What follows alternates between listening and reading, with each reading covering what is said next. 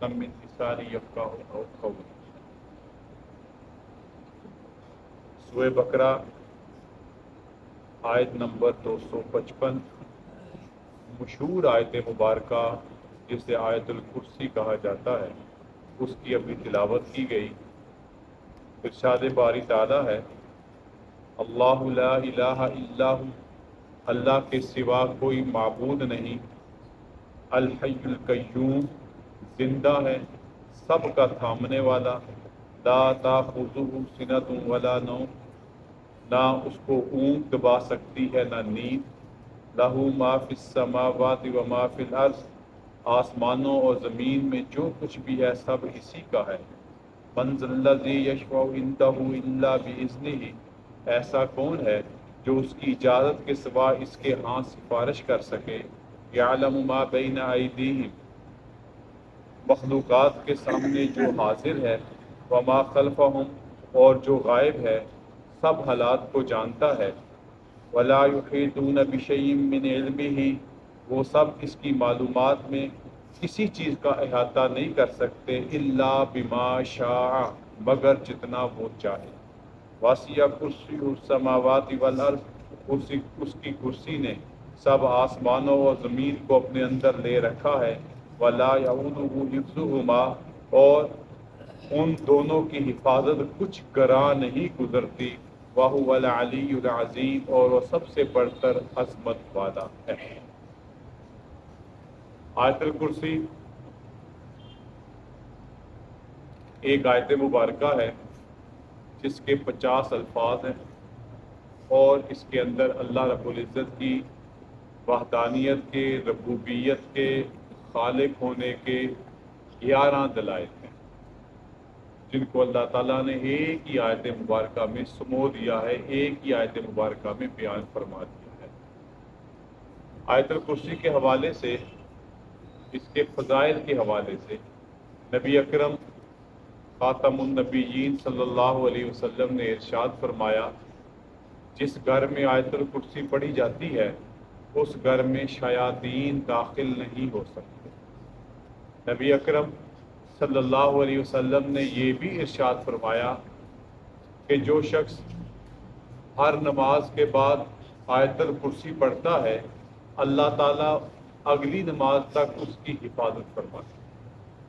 نبی اکرم صلی اللہ علیہ وسلم نے آیت الکرسی کی ہی فضیلت میں بیان فرمایا کہ ہر فرض نماز کے بعد جو ایک مرتبہ آیت الکرسی پڑھتا ہے، اگر کوئی چیز اس کے اور جنت کے درمیان حائل ہے تو وہ اس کا صرف مرنا ہے۔ یعنی ہر نماز کے بعد، جس کا مفہوم یہ ہے، خلاصہ یہ ہے کہ جو شخص آیت الکرسی کو ہر نماز کے بعد پڑھے گا، فرض نماز کے بعد، اللہ تعالیٰ اس کو فوری طور پر جنت میں داخل فرمائے۔ اسی طرح آیت الکرسی کے بارے میں علماء جو وظائف بیان کرتے ہیں، ان میں سے ایک وظیفہ یہ ہے کہ جو روزانہ صبح کے وقت 22 مرتبہ آیت الکرسی پڑھ لے، اللہ تعالیٰ پورے دن اس کی ہر طرح کی حفاظت فرمائے۔ اسی طرح بیان کیا گیا علماء کی طرف سے کہ جو شخص رات کو بستر پر لیٹتے وقت ایک مرتبہ آیت الکرسی پڑھتا ہے، اللہ تعالیٰ اس اکیلے کی رات بھر شیاطین سے حفاظت فرماتے ہیں۔ جو 3 مرتبہ پڑھ کے سوئے، اس کے گھر کی حفاظت کا ذمہ دار اللہ تعالیٰ ہے۔ جو 7 مرتبہ پڑھ کے سوئے، اللہ تعالیٰ پورے محلے کی، اس آبادی کی حفاظت فرماتے ہیں۔ تو آیت الکرسی ایک عظمت والی آیت مبارکہ ہے۔ حضرت معاذ بن جبل رضی اللہ تعالیٰ عنہ سے نبی کریم صلی اللہ علیہ وسلم نے پوچھا، کیا تمہیں معلوم ہے کہ سب سے فضیلت والی صورت کون سی ہے؟ حضرت معاذ بن جبل رضی اللہ تعالیٰ عنہ نے عرض کیا، اللہ اور اس کے رسول بہتر جانتے ہیں۔ پھر نبی علیہ الصلوۃ والسلام نے پوچھا، کیا تجھے معلوم ہے کہ قرآن مجید کی سب سے بڑی آیت عظمت والی کون سی ہے؟ تو حضرت معاذ نے جواباً پھر عرض کیا، اے اللہ کے رسول، اللہ اور اللہ کے رسول بہتر جانتے ہیں۔ نبی علیہ السلام نے حضرت معاذ رضی اللہ تعالیٰ عنہ سے فرمایا میرے قریب ہو، اور پھر آپ کے سینے پہ اپنی رحمت والا ہاتھ پھیرا، اور تو پھر معاذ بن جبل کہتے ہیں، عرض کرتے ہیں، جواب دیتے ہیں دونوں سوالوں کا، وہ عظمت والی سورہ بقرہ ہے، اور وہ عظمت والی آیت آیت الکرسی۔ تو یہ آیت الکرسی بڑی عظمت والی آیت مبارکہ ہے، اس کی عظمت تمام قرآن مجید کی آیات میں سب سے بڑی ہوئی ہے، اس لیے اس آیت الکرسی کے ہر لفظ کو، اس کے ہر حرف کو، اس کے ہر جملے کو ہمیں اپنا اس طرح کا وظیفہ بنانا چاہیے کہ اگر ہم دنیا میں بھی اپنی حفاظت ہر طرح کے شیاطین سے، چوری چکاری سے اپنے آپ کو محفوظ رکھنے کے لیے، حتیٰ کہ جنت کے حقدار ہونے کے لیے اس کو اپنا معمول بنانا چاہیے۔ ایک واقعہ تفاصیل میں بیان ہوا حضرت ابو ہریرہ رضی اللہ تعالی عنہ کے حوالے سے۔ اللہ تعالیٰ کے نبی حضور اکرم صلی اللہ علیہ وسلم نے حضرت ابو ہریرہ کو بیت المال پر نگران مقرر کیا کہ تم نے اس کی رات میں حفاظت کرنی ہے۔ یہ بیت المال کبھی آ جایا کرتا تھا تو اس کو ایک جگہ محفوظ کر لیا جاتا تھا۔ نبی علیہ السلام کی حیات طیبہ میں اس کو مستقل کہیں پہ محفوظ رکھنے کا انتظام نہیں تھا، کوئی اس کا حساب کتاب نہیں تھا۔ اللہ کے نبی کا معمول یہ تھا جب اس طرح کا معاملہ ہوتا، رات کو سونے سے پہلے اس کو تقسیم کر دیا کرتا، تو بعض اوقات رہ جاتا۔ تو ایک مرتبہ ایسا ہی معاملہ ہوا، زیادہ مقدار میں کہیں سے بیت المال کا جو ہے وہ سارا معاملہ ہوا۔ حضرت ابو ہریرہ رضی اللہ تعالیٰ عنہ کو ان کی حفاظت کے لیے مقرر کیا گیا۔ ایک رات شیطان انسانی زیادہ مقدار میں کہیں سے بیت المال کا جو ہے وہ سارا معاملہ ہوا۔ حضرت ابو ہریرہ رضی اللہ تعالیٰ عنہ کو ان کی حفاظت کے لیے مقرر کیا گیا۔ ایک رات شیطان انسانی شکل میں وہاں چوری کرنے کے لیے پہنچ گیا۔ حضرت ابو ہریرہ رضی اللہ تعالیٰ عنہ اس کو پکڑ لیا۔ اس نے بڑے ترلے ڈالے، واسطے دیے، جو بھی وہ کہہ سکتا تھا کہ میرے چھوٹے چھوٹے بچے ہیں، میں بڑا مجبور ہوں، فلاں فلاں۔ حضرت ابو ہریرہ نے ترس کھا کے اس کو چھوڑ دیا۔ اگلے دن پھر ایسا دوبارہ معاملہ ہوا، اس نے پھر بہانے بونے بنا کے اپنی جان چھڑوا لی۔ تیسری مرتبہ جب پھر پکڑا گیا، اب ابو ہریرہ نے کہا اب تو میں تجھے نہیں چھوڑتا۔ شیطان نے حضرت ابو ہریرہ سے یہ کہا کہ میں تمہیں ایسا وظیفہ نہ بتا دوں، ایسی آیت نہ بتا دوں، جب تم اس کو پڑھ لو تمہارے اس مال کی حفاظت کا بندوبست ہو جائے۔ حضرت ابو ہریرہ نے پوچھا ہاں بتا دے۔ انہوں نے کہا تو آیت الکرسی پڑھ لیا کر، تیرا یہ بیت المال چوری چکاری سے محفوظ رہ جائے گا۔ اس معاملے پر انہیں پھر چھوڑ دیا۔ اگلی صبح نبی علیہ السلام کو سارے تینوں دنوں کے تینوں راتوں کے واقعہ بیان کیا، اور آخری رات کا واقعہ بھی بیان کیا۔ تو نبی علیہ السلام نے فرمایا وہ شیطان تھا تو برا، پر بات تمہیں اچھی بتا کر۔ تو یہ آیت الکرسی کے جو بھی آپ کے سامنے میں نے فضائل اور اس کے وظائف بتائے، اسے ہمیں اپنی زندگی کا ضرور معمول بنانا چاہیے۔ اس آیت الکرسی کو ہمیں پڑھتے رہنا چاہیے، جس طرح کے بھی فتنے، آزمائش اور یہ حالات چل رہے ہیں، اگر ہم چاہتے ہیں کہ اللہ تعالی ہمارے مال کی اور شیاطین سے ہماری حفاظت فرمائے۔ اللہ لا الہ الا ہوا، اللہ کے سوا کوئی معبود نہیں۔ یہ پہلا جملہ اللہ کی عبودیت کا، اللہ کے وحدہ لا شریک ہونے کا واضح طور پر اعلان ہے۔ اسی جملے کو ہم دوسرے الفاظ میں اپنے کلمہ طیبہ کا بھی حصہ سمجھتے ہیں، اور کلمہ شہادت کا، لا الہ الا اللہ، اللہ کے سوا کوئی معبود نہیں۔ اور یہ ایسی بدیہی اور واضح حقیقت ہے کہ جس کا انکار ممکن ہی نہیں، جس کا انکار ممکن ہی نہیں ہے، کیونکہ تمام ادیان سماوی ہیں، جن میں حضرت آدم علیہ السلام سے لے کر سیکنڈ لاسٹ نبی حضرت عیسیٰ علیہ السلام تک، اور بعد میں آنے والے آخری نبی محمد رسول اللہ صلی اللہ علیہ وسلم، جتنے بھی انبیاء کرام آئے، وہ اسی بنیادی عقیدے کو لے کے آئے جس کو عقیدہ توحید کہتے ہیں۔ اگر حضرت آدم علیہ السلام آتے ہیں تو لا الہ الا اللہ آدم صفی اللہ ہے، اور اگر نوح علیہ السلام دنیا میں نبی بنا کر بھیجے جاتے ہیں تو لا الہ الا اللہ نوح نجی اللہ ہے۔ اگر اسی طرح حضرت ابراہیم آتے ہیں تو لا الہ الا اللہ ابراہیم خلیل اللہ ہوتے ہیں۔ اگر حضرت اسماعیل آتے ہیں تو لا الہ الا اللہ اسماعیل ذبیح اللہ ہے، اور اگر اسی طرح بعض ازاں حضرت عیسیٰ علیہ موسیٰ آتے ہیں لا الہ الا اللہ موسیٰ کلیم اللہ ہے، اور اس کے بعد اگر حضرت عیسیٰ علیہ السلام آتے ہیں تو وہ عیسیٰ روح اللہ کی حفاظت فرمائیں۔ اللہ لا الہ الا ہوا، اللہ کے سوا کوئی معبود نہیں۔ یہ پہلا جملہ اللہ کی عبودیت کا، اللہ کے وحدہ لا شریک ہونے کا واضح طور پر اعلان ہے۔ اسی جملے کو ہم دوسرے الفاظ میں اپنے کلمہ طیبہ کا بھی حصہ سمجھتے ہیں، اور کلمہ شہادت کا لا الہ الا اللہ، اللہ کے سوا کوئی معبود نہیں۔ اور یہ ایسی بدیہی اور واضح حقیقت ہے کہ جس کا انکار ممکن ہی نہیں، جس کا انکار ممکن ہی نہیں ہے، کیونکہ تمام ادیان سماوی ہیں جن میں حضرت آدم علیہ السلام سے لے کر سیکنڈ لاسٹ نبی حضرت عیسیٰ علیہ السلام تک، اور بعد میں آنے والے آخری نبی محمد رسول اللہ صلی اللہ علیہ وسلم، جتنے بھی انبیاء کرام آئے وہ اسی بنیادی عقیدے کو لے کے آئے جس کو عقیدہ توحید کہتے ہیں۔ اگر حضرت آدم علیہ السلام آتے ہیں تو لا الہ الا اللہ آدم صفی اللہ ہے، اور اگر نوح علیہ السلام دنیا میں نبی بنا کر بھیجے جاتے ہیں تو لا الہ الا اللہ نوح نجی اللہ ہے۔ اگر اسی طرح حضرت ابراہیم آتے ہیں تو لا الہ الا اللہ ابراہیم خلیل اللہ ہوتے ہیں۔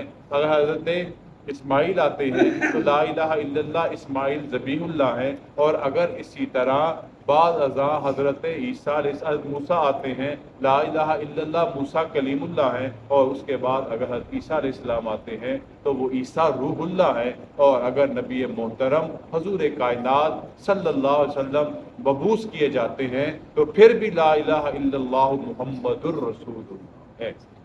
الہکم الہ واحد، تمہارا معبود ایک معبود ہے۔ شاہد اللہ انہ لا الہ الا ہوا، اللہ خود اس بات کی گواہی دیتا ہے کہ اللہ کے سوا کوئی معبود برحق نہیں ہے، کسی کی عبادت جائز ہی نہیں ہے۔ ایاک نعبد و ایاک نستعین، ہم تیری ہی عبادت کرتے ہیں اور تجھ ہی سے مدد طلب کرتے ہیں۔ یہ وہ بنیادی نقطہ ہے جس نقطے پر انبیاء کرام نے تکالیف بھی سہی، انبیاء کرام کو شہید بھی کیا گیا، انبیاء کرام کو ستایا بھی گیا، انبیاء کرام کو اپنی بستیوں کو چھوڑنا بھی پڑا، انبیاء کرام نے اس مقصد کے لیے اپنی زندگی کھپا دی کہ لوگوں تک یہ پیغام پہنچ جائے کہ اللہ کے سوا کوئی معبود نہیں۔ نبی اکرم صلی اللہ علیہ وسلم پاران کی چوٹیوں پہ کھڑے ہو کر اس وقت کے طریقے اور رواج کے مطابق اپنا کپڑا ہلا کر سب کو اپنی طرف متوجہ کرتے ہیں، سارے اکٹھے ہو جاتے ہیں۔ یہ اس وقت کا رواج تھا کہ خطرے کا الارم، خطرے کی گھنٹی، کسی بات سے تنبیہ کرنا، اور کیا سب اکٹھے ہو جاتے ہیں تو ان کو کیا ارشاد فرماتے ہیں، یا ایھا الناس قولوا لا الہ الا اللہ تفلحوا، اے لوگوں کہہ دو اللہ کے سوا کوئی معبود نہیں، تم کامیاب ہو جاؤ گے۔ تو اللہ فرماتے ہیں اللہ لا الہ الا ہوا، اللہ کے سوا کوئی معبود نہیں۔ ایک بات اور عرض کر دوں، قرآن مجید کا 1/3 حصہ تقریباً 2200-2300 کے قریب آیات مبارکہ صرف عقیدہ توحید پر ہی مشتمل ہیں، یعنی 1/3 قرآن 6666 آیات، اور اس کا 1/3 آپ کر لیں تو وہ 2200 آیات بنتی ہیں۔ معلوم کیا ہوا کہ عقیدہ توحید کتنا اہم ہے کہ جس میں ہم اللہ کی ربوبیت، اللہ کی خالقیت، اللہ کی رزاقیت، اللہ کی تمام صفات کاملہ اور جن کا کچھ عکس اس آیت الکرسی میں بھی موجود ہے۔ اللہ لا الہ الا هو الحی القیوم، اللہ کے سوا کوئی معبود نہیں۔ الحی زندہ ہے، القیوم وہ تھامنے والا۔ اللہ ایسی ذات ہے کہ جس کو فنا نہیں، جس کا خاتمہ نہیں ہے، عبدالآباد سے ہے اور عبدالآباد تک رہے گا۔